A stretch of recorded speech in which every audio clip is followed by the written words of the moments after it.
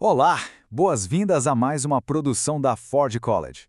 Hoje o papo promete consolidar conceitos fundamentais. Mas olha, antes de mergulhar de cabeça no tema, é super importante celebrar a conclusão da lição anterior, a famosa Capstone Build.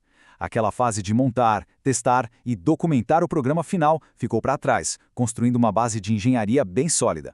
Agora, a parte mais intrigante desse próximo passo é entender como exportar o estado interno de um programa de um jeito totalmente previsível. Bora lá? E aí surge aquela dúvida clássica no desenvolvimento de software, né? Como um programa que acabou de ser construído consegue se comunicar com o mundo exterior de forma segura e, claro, eficiente? Sabe, durante a execução, as informações ficam lá, super organizadas, confortáveis e bem estruturadas na memória RAM do sistema. Mas não dá simplesmente para teleportar esses dados para a rede Solana ou para um armazenamento persistente num passe de mágica. É absolutamente obrigatório preparar todo esse estado interno para encarar uma jornada segura até o ambiente externo. Avançando para a seção 1. Bem-vindos à nova etapa, deixando a construção prática para trás. E na sequência, a seção 2, a ponte invisível dos dados, conectando a memória local com a rede pública global.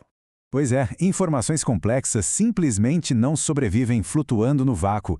Elas exigem uma infraestrutura milimetricamente projetada para viajar intactas, mantendo todo o contexto original. E o nome desse processo vital? Serialização. A definição mais técnica e formal diz que é o processo reversível de converter o estado de um programa em memória para uma sequência portátil de bytes. Mas olha, o detalhe principal aqui, a palavra-chave mesmo dessa frase inteira é reversível. É um mapeamento 100% bidirecional. O caminho de ida para os bytes tem que ser perfeitamente idêntico ao caminho de volta para o código. Qualquer deslize, qualquer ambiguidade nessa simetria, significa dados permanentemente corrompidos e ninguém quer lidar com isso. Chegando na seção 3, empacotamento e tradução, o modelo de envio internacional. Para sair um pouquinho dessa abstração técnica da computação, vamos tentar imaginar o seguinte cenário logístico. Despachar pacotes extremamente valiosos para a alfândega de outro país. É um lugar cheio de regras, super burocrático, certo? Essa operação complexa se divide basicamente em duas ações principais. De um lado, temos o empacotamento e do outro, a tradução. Empacotar é definir um layout exato, sabe? Alocar cada item em um compartimento previsível para que no futuro, quem for abrir a caixa saiba exatamente onde encontrar tudo sem precisar revirar o conteúdo. Já a tradução é pegar aqueles valores e tipos nativos de uma linguagem de programação e rotular tudo num formato binário universal. Assim, qualquer oficial da alfândega, ou melhor, qualquer cliente da rede, consegue compreender o conteúdo perfeitamente. E esta analogia mostra de forma brilhante o desastre que acontece quando o processo falha. Sem regras super claras de empacotamento e tradução, a alfândega simplesmente olha para o pacote e rejeita. Ou pior ainda, os dados somem silenciosamente pelo caminho. É o clássico problema de comunicação. Imagina só se a equipe de origem usa polegadas e a de destino usa centímetros para medir a mesma caixa. Sem chance. A leitura vira uma bagunça completa e o resultado são interpretações totalmente distorcidas daquilo que era o estado original. Vamos para a seção 4. Desconstruindo um perfil. A planta baixa do usuário.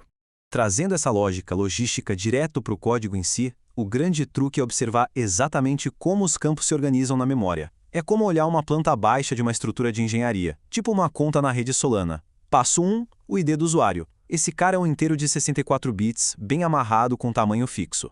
Passo 2, o status ativo, que nada mais é do que um pequeno espaço guardando um verdadeiro ou falso. Aí chega o passo 3, o nome. Aqui já tem um desafio maior, porque é uma string de texto, ou seja, tem tamanho variável. E por fim o passo 4, um vetor recheado de hashes de transações, cada um com seus exatos 32 bytes de comprimento. Mapear o tipo exato de cada um desses elementos é o que garante que a leitura na blockchain seja absolutamente estável. Mas para que essa estrutura toda rode liso através da rede, certos elementos mecânicos essenciais precisam ser rigorosamente definidos. Funciona igualzinho a uma engrenagem. Primeiro, uma ordem fixa de campos. Isso impede confusões. O ID, por exemplo, tem que vir sempre primeiro, sem exceções. Depois, temos os prefixos de comprimento, os famosos length prefixes. Eles são cruciais para avisar logo de cara o tamanho exato de elementos que variam, como o texto do nome. E, claro, a ordem dos bytes em si, como o formato little ending, que dita a sequência matemática exata dos fragmentos de dados. Aliás, o formato Vort sempre prioriza essa abordagem mecânica e hiperprevisível. Agora a seção 5, a batalha dos formatos.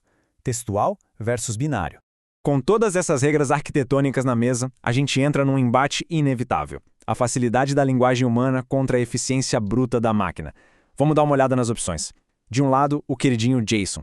Super popular e universalmente fácil de ler, mas tem um determinismo muito baixo. Só o fato dos espaços em branco variarem já complica tudo, além de pecar fortemente no quesito compacidade.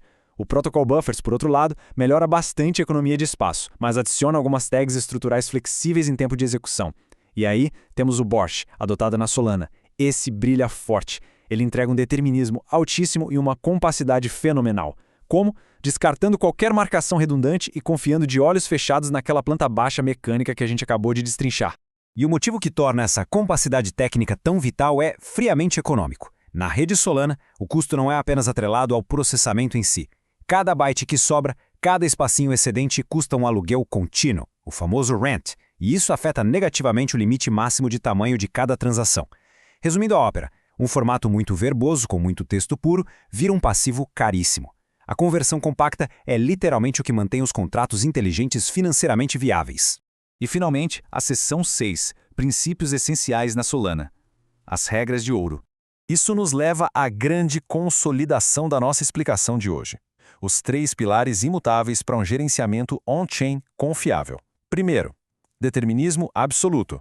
As implementações de sistemas em diferentes linguagens devem processar a mesmíssima sequência de bytes sem desviar 1 milímetro. Segundo, compacidade extrema. É preciso podar qualquer desperdício estrutural de dados para manter o custo no chão. E terceiro, validação rigorosa de limites.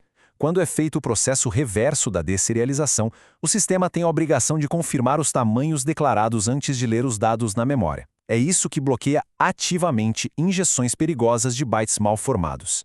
Com tudo isso na mente, fica no ar uma provocação super estimulante. Na prática, como todos esses princípios vão ser aplicados para unificar de verdade sistemas criados em Rust, JavaScript e outras linguagens dentro do grande ecossistema Web3? Bom, dominar as engrenagens da serialização é justamente o que pavimenta a estrada para essa interoperabilidade tão segura. E é com esse belo questionamento que a gente encerra a explicação de hoje da Ford College. Para continuar avançando nos estudos sobre construção de sistemas, contratos inteligentes e os temas mais quentes da Web3, as portas estão sempre abertas no portal forge.college. Um grande abraço e até a próxima jornada técnica!